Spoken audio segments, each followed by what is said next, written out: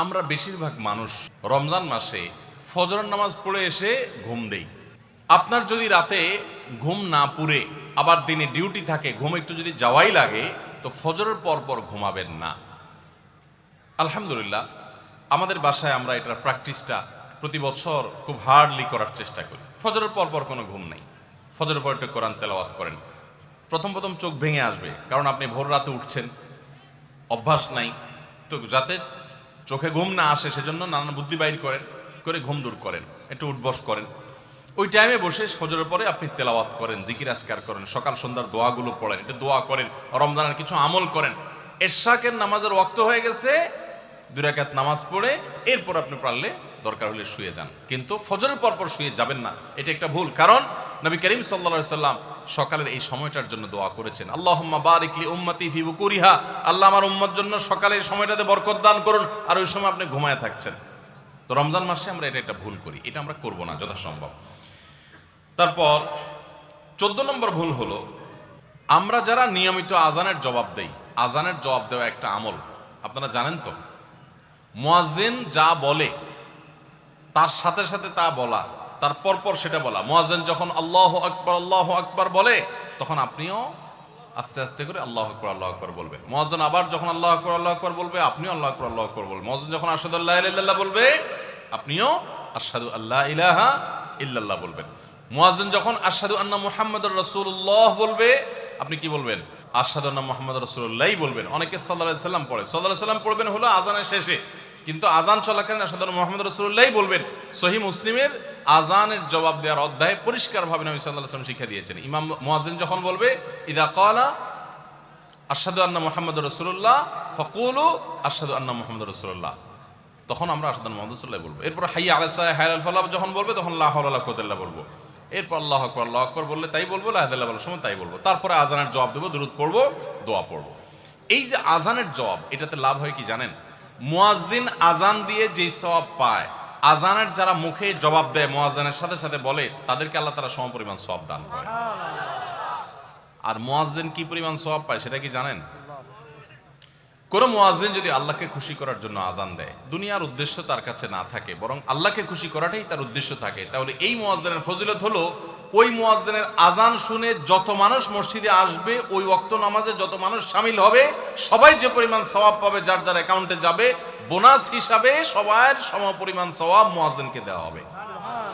আর আপনি মুয়াজ্জিনি না করে শুধু আজানের জবাব দিলেও সেই মর্যাদা বোনাস হিসেবে আল্লাহ তাআলা আপনাকে দান করবেন। এই হাদিসের ফজিলত একবার আরো 10-12-13 বছর আগে কোন এক জায়গায় আমি বলেছিলাম, সৌদি আরবে থাকতে।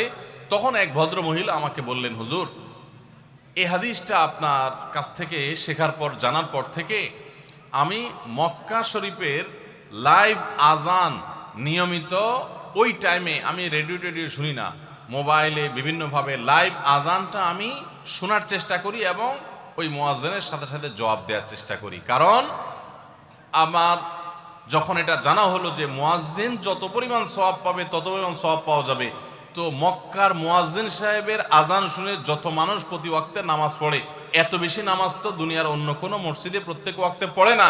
সো আমি লক্ষ লক্ষ মানুষের নামাজ পড়ার সমপরিমাণ সওয়াব, মুয়াজ্জিনের পরিমাণ পেতে চাই, সেজন্য মক্কার লাইভ আজানটা আমি ফলো করি। আমি অবাক হয়ে গেলাম, মানুষ আল্লাহর সন্তুষ্টির জন্য কত ভাবে চেষ্টা করে, অথচ আমরা হেলায় হারিয়ে ফেলি। আপনার মহল্লার যে আজানটা সবার আগে আপনার কানে আসে, আপনার মহল্লার আজান, ওটা জবাব আপনি দিবেন, এরপর বাকিগুলো আপনি দিতে পারলে দিবেন, না দিতে পারলে না। এই যে আজানের জবাব, এই আজানের জবাবটা আমরা অনেকে 12 মাসে একটু আধটু দেওয়ার চেষ্টা করলেও, রমজান মাসে মাগরিবের নামাজের আজান, এটার জবাব নিয়মিত আজানের জবাবকারীরাও দেয় খুব কম। এটা রমজানের একটা ভুল। কেন দেয় না?